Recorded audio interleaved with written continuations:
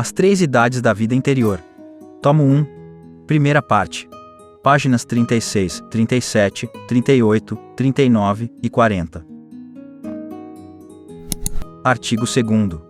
As virtudes teologais. As virtudes teologais são virtudes infundidas que têm como objeto a Deus mesmo, nosso último fim, sobrenatural. Por essa razão, são chamadas de teologais. Em contraste, as virtudes morais infundidas têm como objeto os meios sobrenaturais fornecidos para alcançar nosso fim último. Assim, a prudência guia nossos atos para a realização desse fim. A religião faz com que rendamos a Deus o culto que lhe é devido. A justiça nos faz dar a cada um o que lhe devemos. A temperança regula nossa sensibilidade, impedindo a de se desviar, e ajuda, de certa forma, a nos direcionar para Deus.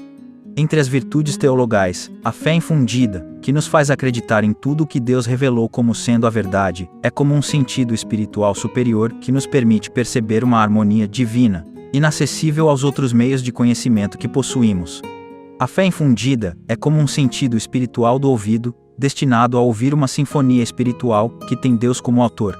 Portanto, há uma diferença imensa entre o estudo histórico do Evangelho e dos milagres que o confirmam e o ato sobrenatural de fé pelo qual acreditamos no Evangelho como palavra de Deus. Uma pessoa muito instruída e que busca sinceramente a verdade pode realizar um estudo histórico e crítico do Evangelho e dos milagres que o confirmam, sem ainda chegar à crença. Somente acreditará sobrenaturalmente após receber a graça da fé, que a introduzirá em um mundo superior, ainda mais alto do que a vida dos anjos. A fé é um dom de Deus, de São Paulo, Efésios 2, 8, ela é o fundamento da justificação, pois nos conduz ao conhecimento do fim sobrenatural para o qual somos chamados a caminhar. A Igreja definiu, contra os semipelagianos, que até mesmo o início da fé, o princípio da fé, é um dom da graça. Todos os grandes teólogos demonstraram que a fé infusa é essencialmente sobrenatural, com uma sobrenaturalidade muito superior à do milagre sensível, e até mesmo à da profecia que anuncia um futuro contingente e natural, como o fim de uma guerra. A fé, de fato, faz com que nos unamos sobrenaturalmente àquilo que Deus nos revela sobre sua vida íntima, de acordo com os ensinamentos da Igreja, que é responsável por guardar o depósito da revelação. A fé infusa, portanto, está em um nível imensamente superior ao estudo histórico e crítico do Evangelho. Como P. Lacordaire afirmou acertadamente: veja aquele sábio que estuda a doutrina católica, que não a rejeita com amargura, e que constantemente diz: felizes são vocês que têm fé, eu gostaria de tê-la como vocês, mas não consigo. Ele diz uma grande verdade: quer, e não pode, ainda, porque o estudo e a boa vontade nem sempre chegam à conquista da verdade, demonstrando claramente que a certeza racional não é a certeza fundamental sobre a qual a doutrina católica se baseia. Esse sábio conhece a doutrina católica, admite seus fatos, percebe sua força, está certo de que existiu um homem chamado Jesus Cristo, que viveu e morreu de maneira prodigiosa. Emociona-se com o sangue dos mártires e com a constituição da Igreja, e ainda estaria disposto a afirmar que é o maior prodígio já visto no mundo, quase afirmará que é verdadeiro. E, no entanto, não consegue confessar isso, sente-se esmagado pela verdade, como quando se sonha, ou se vê sem conseguir enxergar. Mas um belo dia, esse sábio se ajoelha, vê a miséria do homem, levanta seus olhos ao céu e exclama: do abismo da minha miséria, ó, meu Deus, ergo minha voz a ti. Após dizer essas palavras, algo estranho acontece com ele, caem as escamas de seus olhos e um grande mistério se realiza em seu interior. Esse homem é outro, agora é manso e humilde de coração, pode até morrer, pois conquistou a verdade. Se bastasse a fé adquirida, baseada no exame histórico do Evangelho e dos milagres que o confirmam, para alcançar o fundamento da fé cristã, a fé infusa, assim como a esperança e a caridade infusas, seriam desnecessárias. A boa vontade natural mencionada pelos pelagianos seria suficiente. Para estes, a graça e as virtudes infusas não eram absolutamente necessárias para a salvação, mas apenas para facilitar a prática dos atos da vida cristã. A fé infusa é como uma faculdade auditiva sobrenatural, semelhante a um sentido musical superior que nos permite perceber as harmonias espirituais do reino dos céus e ouvir, de certo modo, a voz de Deus através dos profetas e de seu Filho, antes de sermos admitidos a vê-lo face a face. Entre o incrédulo que estuda o Evangelho e o crente, há uma diferença semelhante à existente entre dois ouvintes de uma sinfonia de Beethoven, onde um possui sentido musical e o outro não. Ambos ouvem todas as notas, mas apenas um captura o sentido e a alma da sinfonia. Da mesma forma, o crente aceita sobrenaturalmente o Evangelho e se adere a ele, mesmo que seja iletrado, enquanto o sábio, com todos os recursos da crítica, não consegue aderir a ele por faltar. E a fé infusa. Quem crê no Filho de Deus tem o testemunho de Deus em si, 1 João 5:10. Por isso P. Lacordaire afirma: o que acontece conosco, quando acreditamos, é um fato de iluminação, íntima e sobrenatural. Não digo que as coisas exteriores não atuem como motivos racionais de certeza, mas o ato preciso dessa certeza suprema, de que agora falo, nos afeta diretamente como um fenômeno luminoso. Digo mais, como um fenômeno supraluminoso. Se fosse de outro modo, como poderia haver proporção entre nossa adesão, que seria natural e racional, e um objeto que supera a natureza e a razão?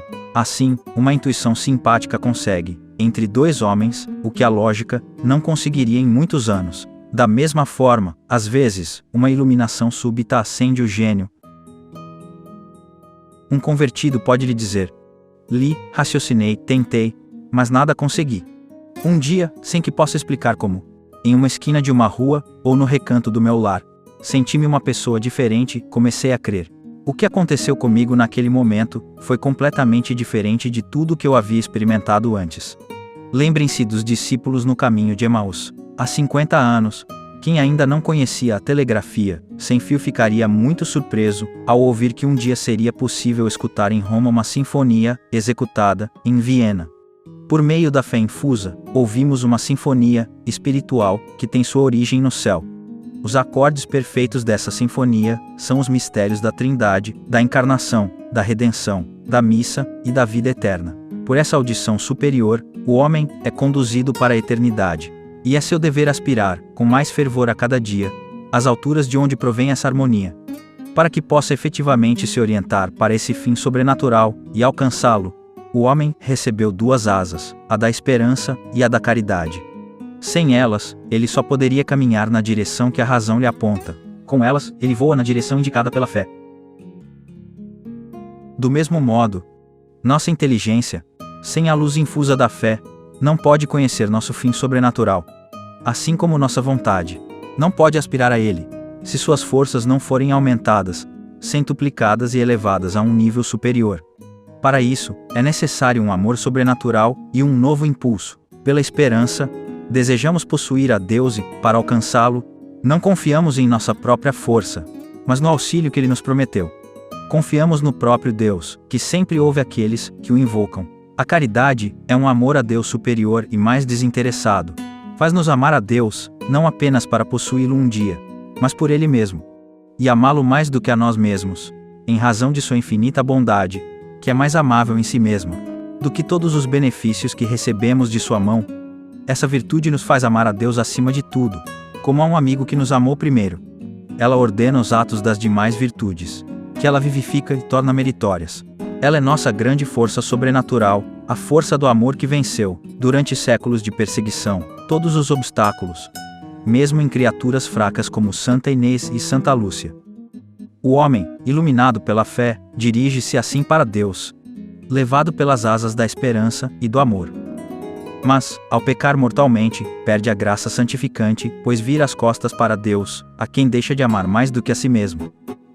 A misericórdia divina, no entanto, conserva-lhe a fé infusa e a esperança infusa, desde que não tenha pecado mortalmente contra essas duas virtudes.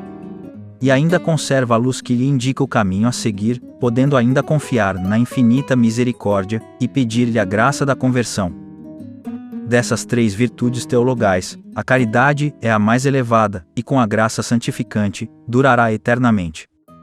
A caridade, de São Paulo, nunca morrerá.